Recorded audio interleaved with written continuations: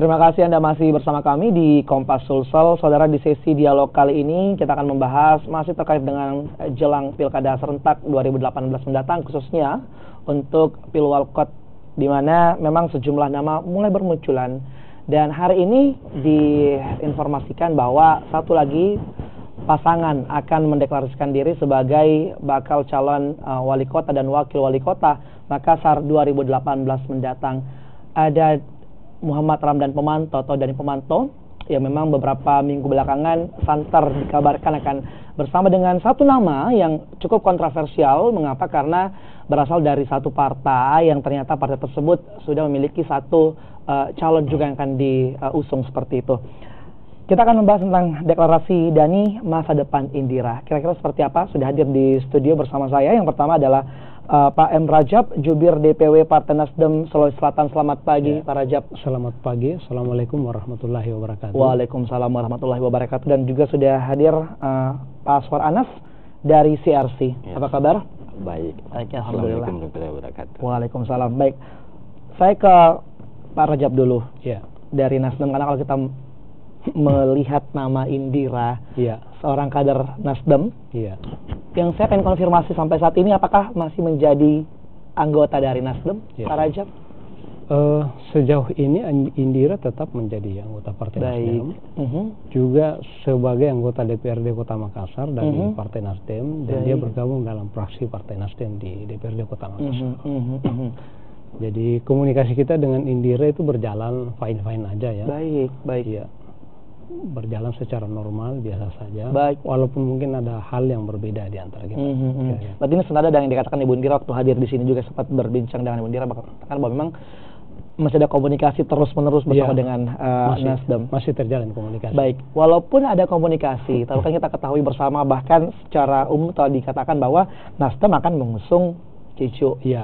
Kemudian muncul Indira. Ini sebenarnya ada apa? Mengapa sehingga muncul dua nama dalam satu partai yang akan diusung?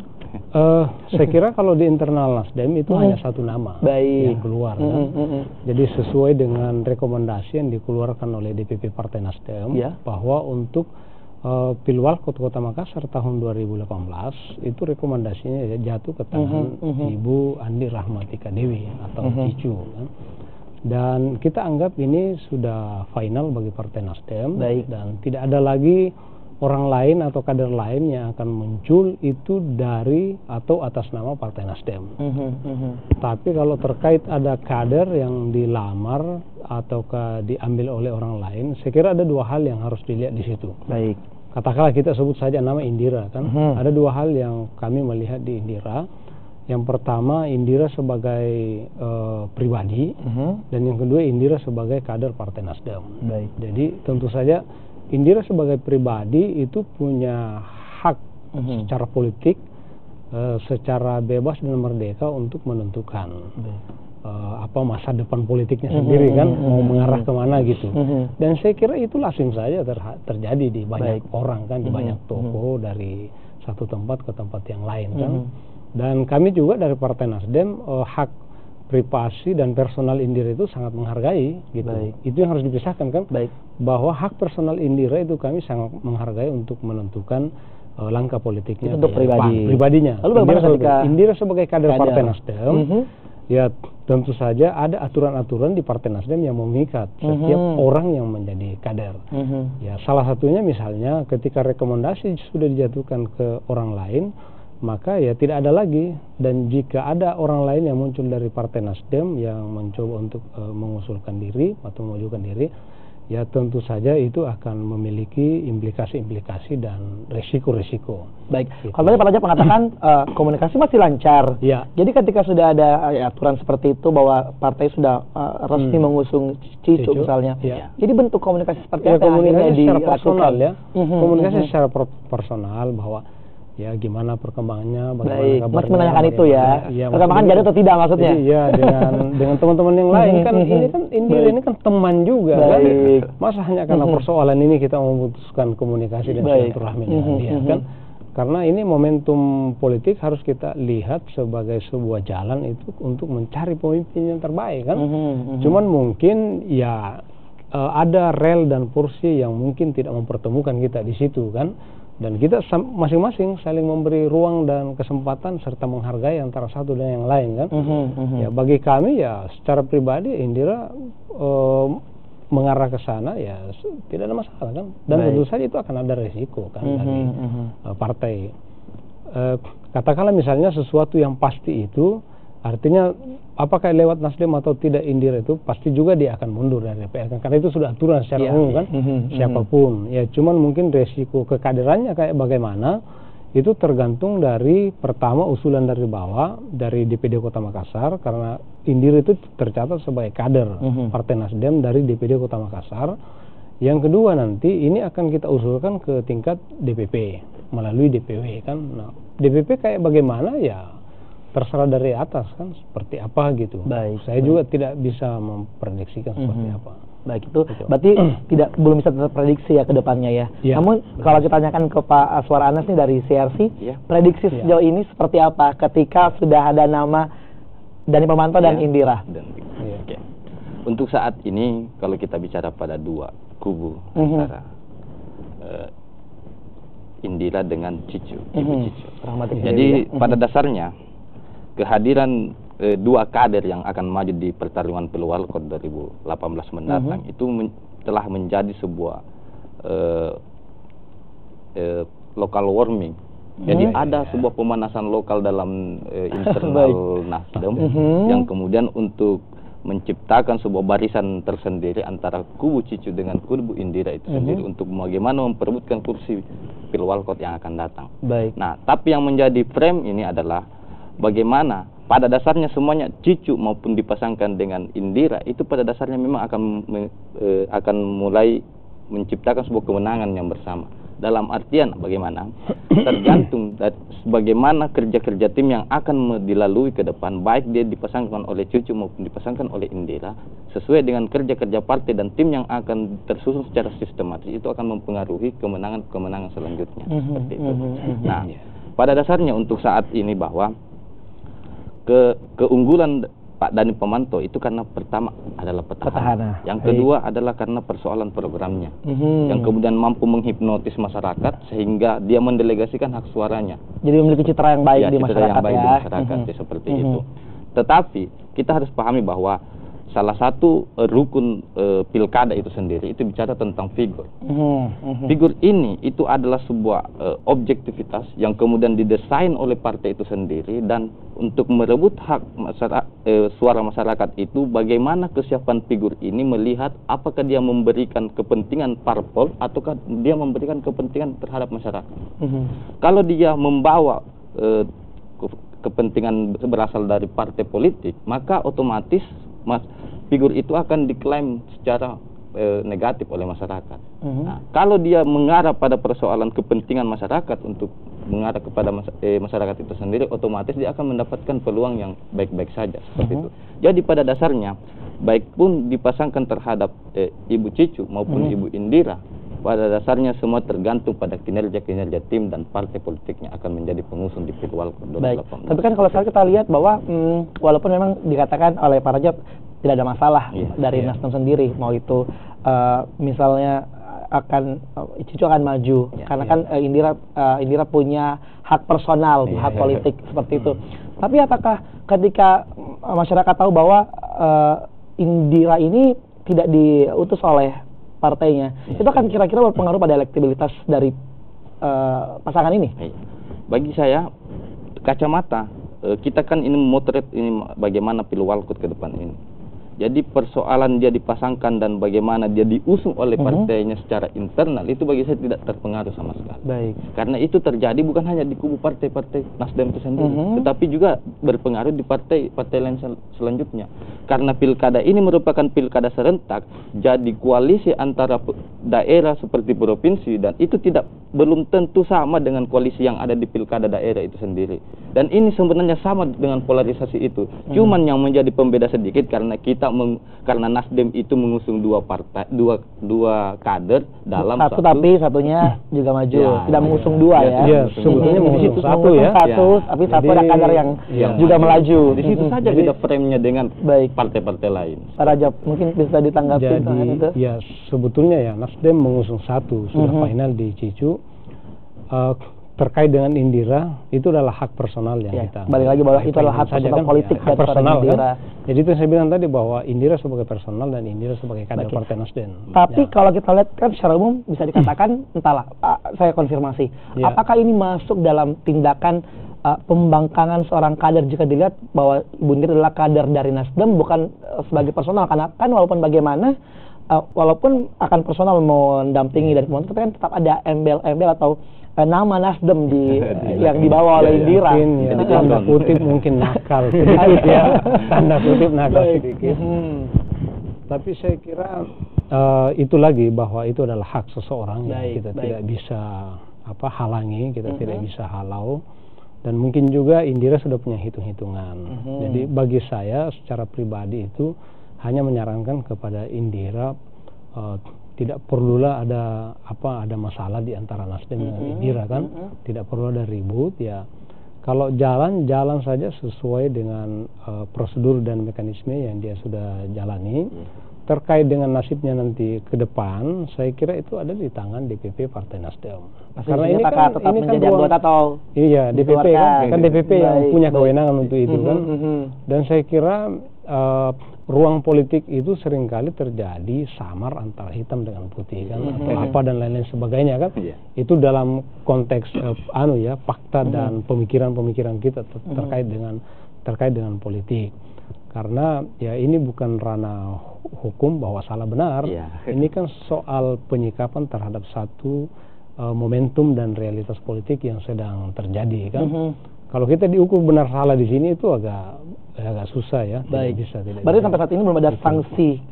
Sampai saat ini juga kan belum terjadi deklarasi. Tapi kan hari ini rencananya akan ada deklarasi. Walaupun mungkin ya 99% akan jadi deklarasi. Ya jadi bagi kita ya mengucapkan aja. Berarti baru akan dibahas setelah deklarasi. Iya. Yang jelas rencana tindak lanjutnya kita sudah koordinasi dengan DPD Kota Makassar bahwa pada kesempatan pertama setelah deklarasi itu segera dilakukan rapat pleno terbuka yang melibatkan Ketua DPC dan DPD serta organisasi sayap di DPD Kota Makassar. Nah kira-kira apa besok malam ya langsung. Kira-kira apa sanksi ketika misalnya ada kader yang tidak patuh, nanti akan dijawab. Dan juga kira-kira bagaimana peluang dan kira-kira kita akan bahas usai jeda. Pemirsa jangan kemana-mana, tetaplah di Kompas Sulsel.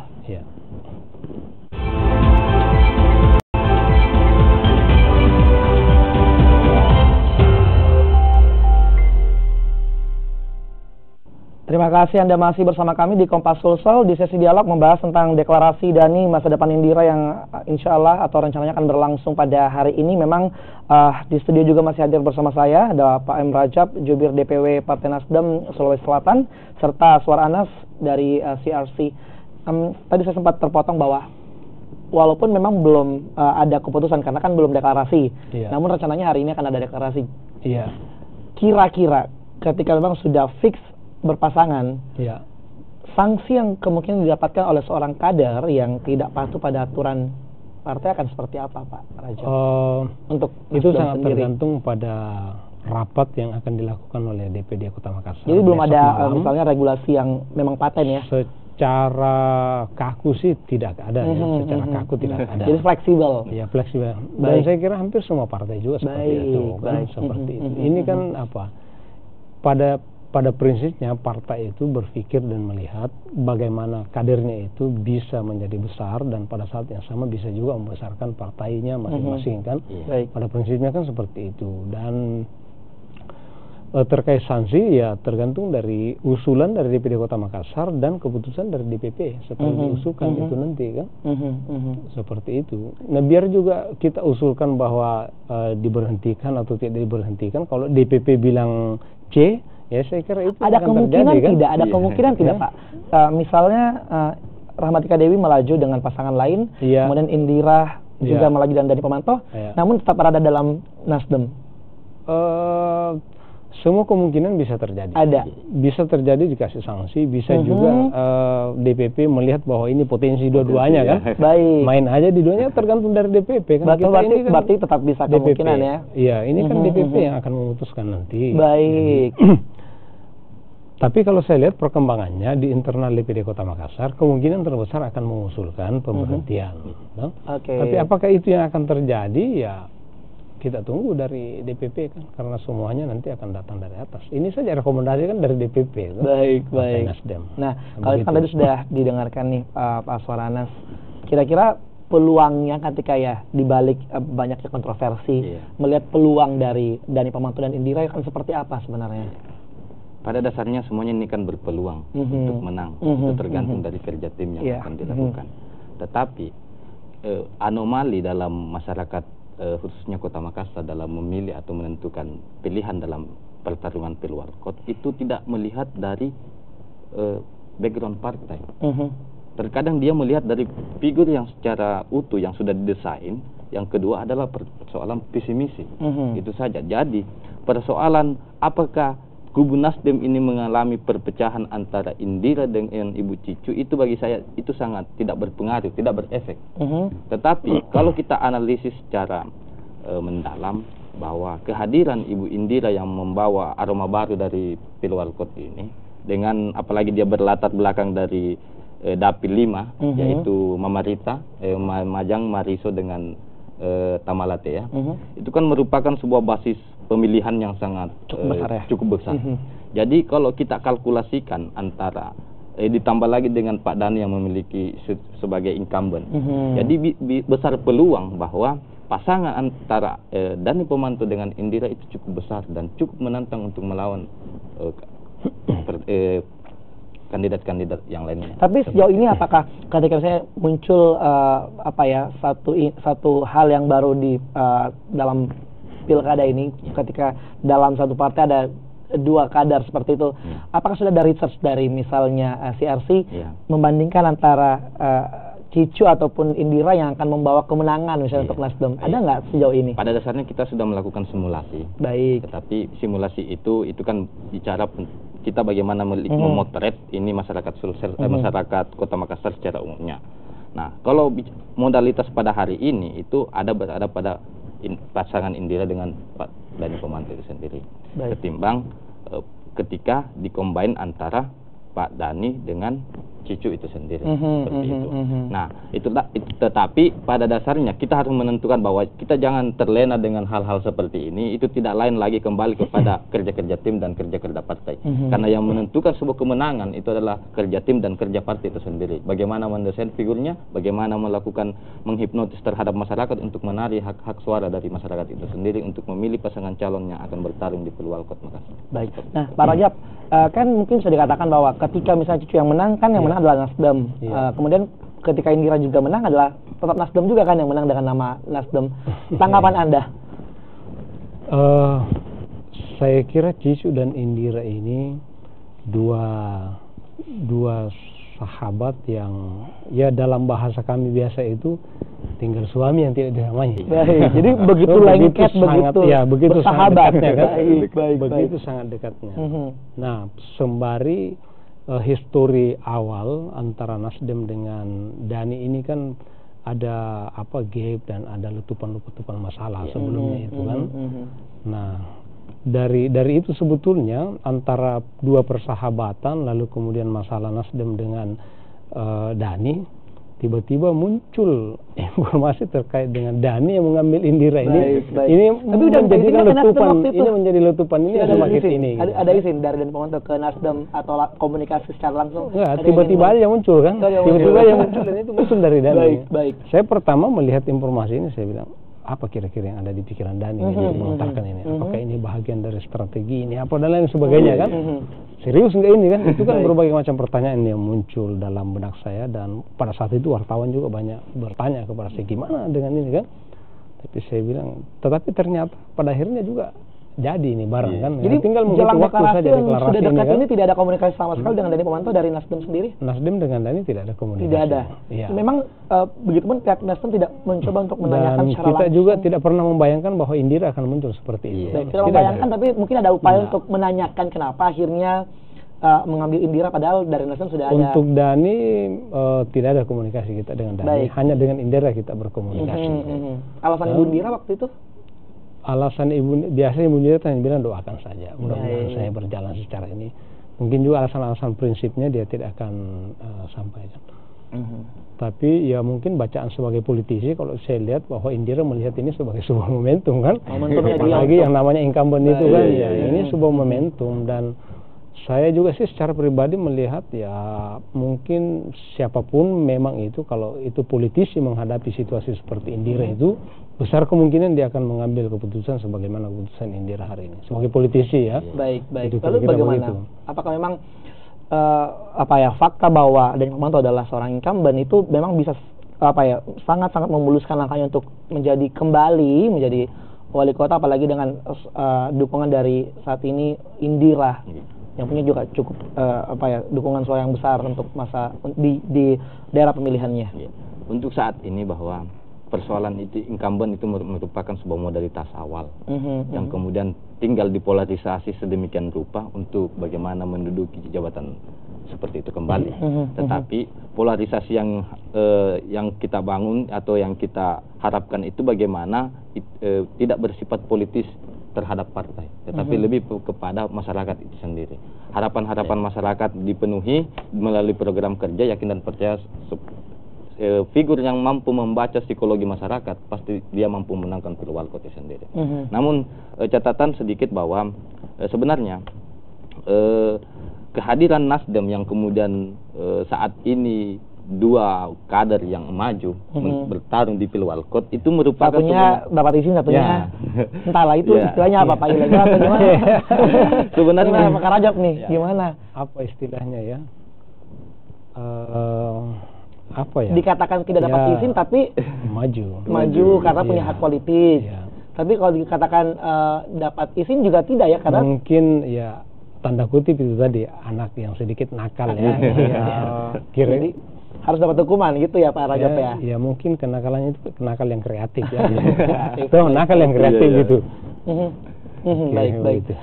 Nah, kira-kira ketika kita sudah hari ini akan ada deklarasi, kemudian tentunya sudah mulai maju, kan ketika misalnya Bu Indira sudah menjadi bakal calon dari Dhani Pomanto, tentu kan jabatannya sebagai DPRD itu apa kemungkinan akan diganti. Nah, jika seperti itu sudah ada persiapan dari sekarang, karena sudah semakin dekat nih. Biar juga Indira maju di Nasdem, tetap juga. Sama dengan Rahmatika Dewi kan, dia kan anggota DPR, wakil ketua saya, dia tetap akan mundur. Karena itu aturan kan untuk menggantikan Ibu Indira nantinya. Sampai saat ini belum ada ya secara khusus dilakukan itu, dan belum pernah kita rapat terkait dengan itu.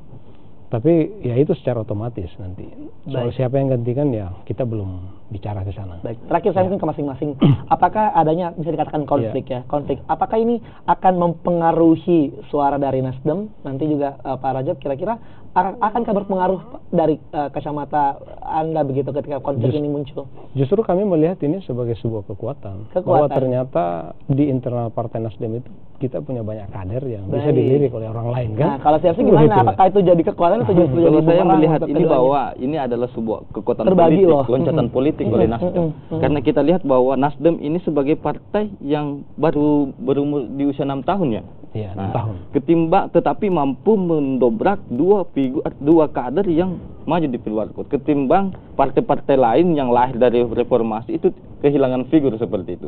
Jadi bagi saya ini Nasdem merupakan sebuah loncatan politik yang sangat akurat dan representatif. Ini angin segar ya, ada dua muncul kader yang baru. Tapi ngomong-ngomong tidak terbagi dua juga nanti suaranya atau anggota-anggota dari Nasdem ketika dua kader yang punya nama besar ini justru terpisah. Yang jelas atas nama partai itu tetap satu. Iya. Tapi kalau misalnya di TPS ya itu kan privasi masing-masing. Baik. Ya, partai tetap satu, Cicu kan. Dan saya mengatakan itu juga satu angin segar. Tapi tidak bisa dipungkiri bahwa pasti nanti akan terbagi suaranya? Ya, persoalan kerja-kerja politik itu tergantung dari timnya nanti. Sejauh mana dia mampu merekrut dan mengelola secara masif, itu kerja-kerja tim dan bagaimana figur itu mendesain sedemikian rupa. Baik. Sepertinya memang kita masih menantikan karena sepertinya akan ada langkah-langkah baru setelah deklarasi ya pada hari ini. Kita akan lihat bagaimana langkah dari Nasdem dan juga hasil nanti seperti apa untuk nama dua orang ini dalam menjadi satu partai kemudian menjadi pasangan untuk Pilwalkot Makassar. Terima kasih sekali lagi Pak M. Rajab, jubir DPW Partai Nasdem Sulawesi Selatan dan juga Pak Suaranas dari CRC telah hadir bersama kami di studio. Dan saudara, kami akan kembali dengan sejumlah informasi lainnya untuk Anda. Usai jeda, tetaplah di Kompas Sulsel.